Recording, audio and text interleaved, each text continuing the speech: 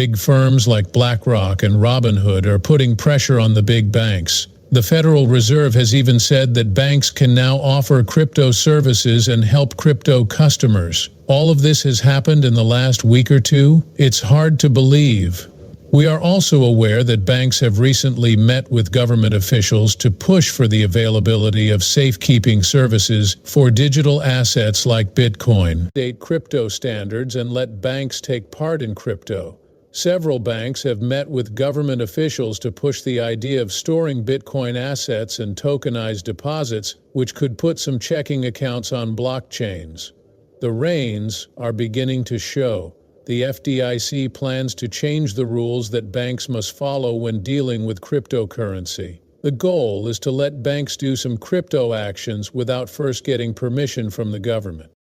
This is the real post that is linked to in this post, and it's really cool, but I want everyone to know that the FDIC and the other important players in this space have now given the green light for big banks, institutions, and companies to offer cryptocurrency, crypto services, and tokenization in a big way.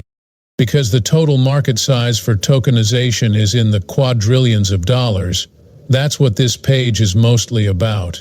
There is a lot of stress in the coin market right now because of all of this. It's getting dark outside because of the red price movement. You should know that altcoins have been going down a lot over the last 7 days.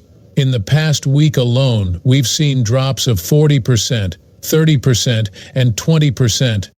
The most money is coming into the area at the same time that the biggest hurdles are being taken down, which is making some people nervous. Another great piece about what we've seen in the last few days was released by the Digital Pound Foundation. Yesterday, in the U.S. digital assets sector, a number of important statements were made, with a focus on future growth and regulatory clarity. It is supposed to be very positive that a bipartisan working group on cryptocurrencies will be formed. Their goal will be to make rules that will help digital assets grow. Coinbase wants banks that offer services for cryptocurrencies to have better rules. I just went over it again. This request is important, and it comes at a time when it looks like all the problems banks are having are starting to go away. Trump's crypto czar, David Sachs, sees a great age for digital assets, as you might expect. It's been a while since David Sachs and Trump talked about this golden age. I think that both Stuart Adderati and Brad Garlinghouse talked about the golden age. But you know, this has been brought up a lot lately. The best way to do that is to be a strong backer of cryptocurrency. As part of the pro-crypto plan, a new stablecoin bill has also been put forward. Yes, that is a very important one. That is a big one.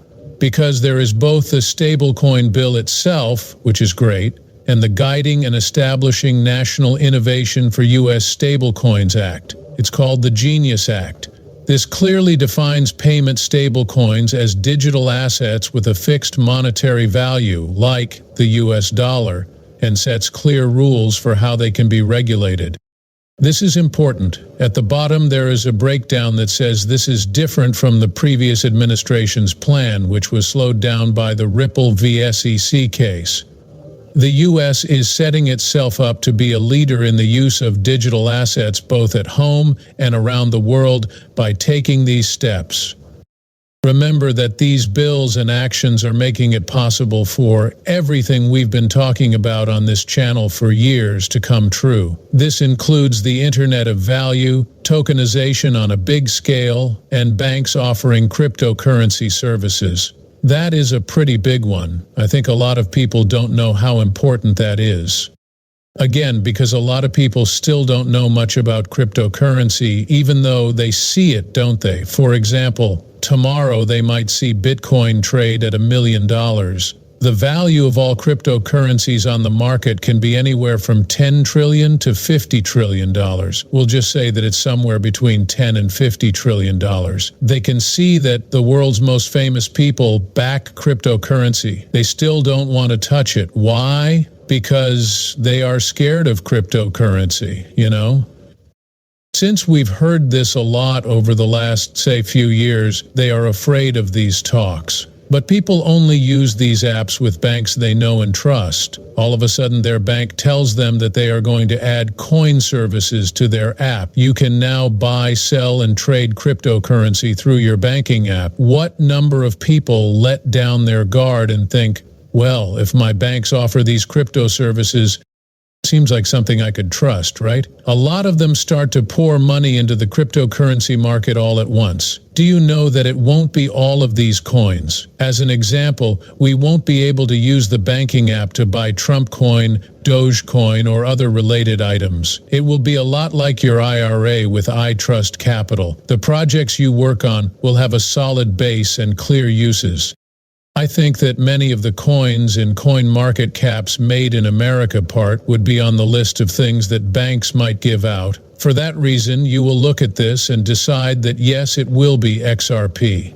Ethereum might be there. Since those are the two biggest, Bitcoin is likely to be added to them as well. But there are a lot of utility-based projects that are built on stable ground. On top of that, you could pretty much count on that. Also, when I say that I think you can pretty much trust it, there have been projects for a while now, so when you look at the I Trust Capital like IRA, it's very important to look at those lists and see what projects or companies are on them. This way you can get an idea of what banks would be giving. I don't think banks will just give you random coins and you won't be able to use your banking app to buy Pepe. I do think, though, that the fact that banks are now offering crypto-based services is a big step toward wider use.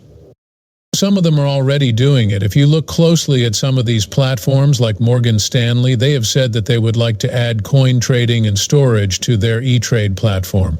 That makes a lot of sense. Also, I think there will be a big wave when we start to see that. I do think, though, that the FDIC is a big part of this, and I think that the doors are opening. So, let's just watch and wait to see what happens.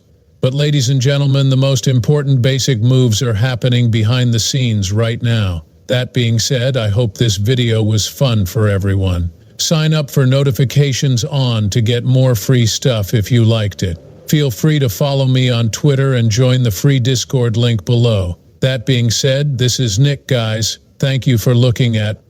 Thank you.